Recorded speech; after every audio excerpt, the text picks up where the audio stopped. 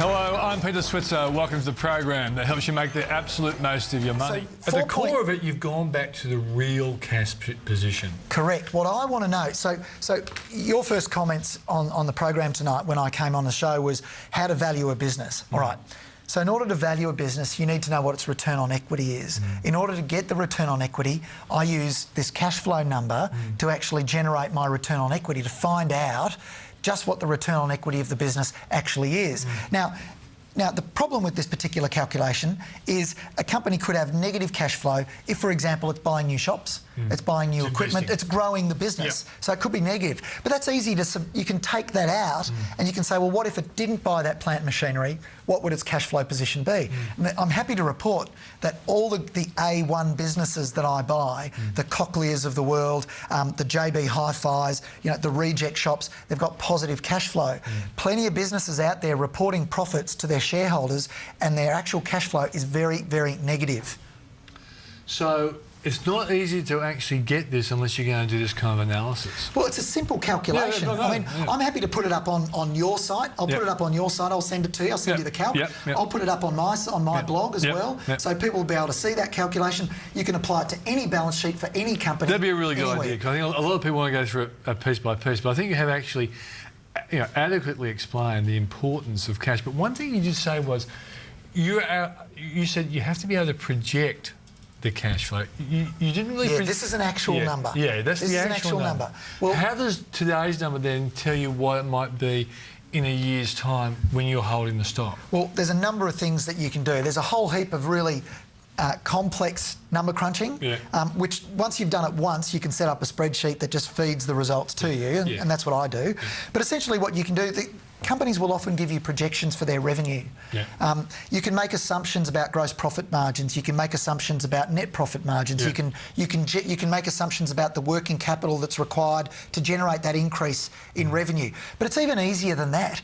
Once you've got the return on equity and you've got 10 years of return on equity, you can get one of those analyst reports. You know, you've got analysts covering 500 stocks in Australia, out for 3 years, and some companies will have 20 or 30 analysts covering that particular company. This is a popular company. You can get those reports, and some of those online broking sites, they'll actually consolidate all that and give you a consensus analyst number, and from that you can calculate the return on equity. They'll give you a cash flow number, a cash flow projection going forward. You could use that as well. You can be more conservative. You can say to yourself, look, this is a company that has been... I've got all these sheets here, you know, that are these are all the companies that I cover and analyse. You can actually get return on equity figures going back a decade using this sort of analysis, and you can have a look at how stable that is. Some companies, Santos for example, or Woodside Petroleum, extraordinary volatility in the return on equity.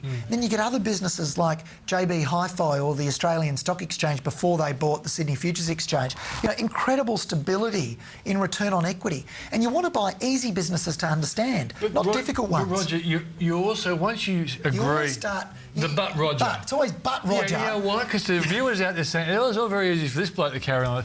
But what can I tell you? It makes a lot of money. It works really well. Why would you be here if I didn't think this was a valuable conversation? But you still have to cop the butts. It's my program. I do butts. Go for it. All right, now, so you like Reject Shop. Sure. But you have to keep an eye on the company's decisions, because a new CEO might come in. Yeah, which has happened. All right. Chris Bryce now runs the business. He might then adopt a strategy that changes the ratios going forward. Exactly. So obviously that's something that you do as well. Once you've got your stable of companies that you like, you keep watching the developments that could change those assessments. A listed company is required to make announcements of its changes. You know, it's going to be on the platform. You can set up... There's all sorts of software available for these things now. Sponsored by iPhone or something? No. But there's all these.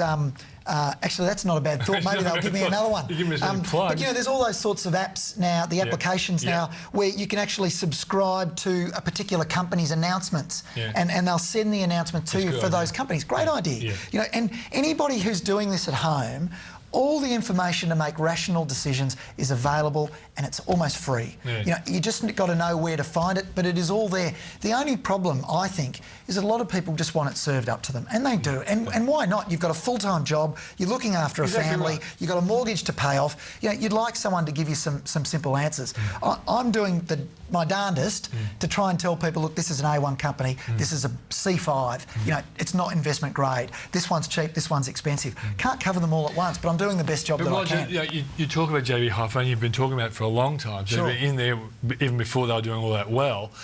Do they still have a good outlook? Given that they've done so well on your numbers, they're still looking good. The value of this business, and look, it does come down to Terry Smart, you know, and whether or not he's as good as Richard Utrick, and only time's going to tell. But if the business just performs as well as it's performed in the past, if it just does that, and admittedly it had Richard running it, but Terry was right there alongside him right from the start. He was there at Kodak before, and he was there. CFO, wasn't he? Yeah, Rabbit Photo, I think, before that. You know, they've been there for a long time together. Like Costello. Exactly. Well, you know, when you throw a ball, you know, when you let go of that ball, the trajectory keeps going for a little while in the same direction before it turns lower.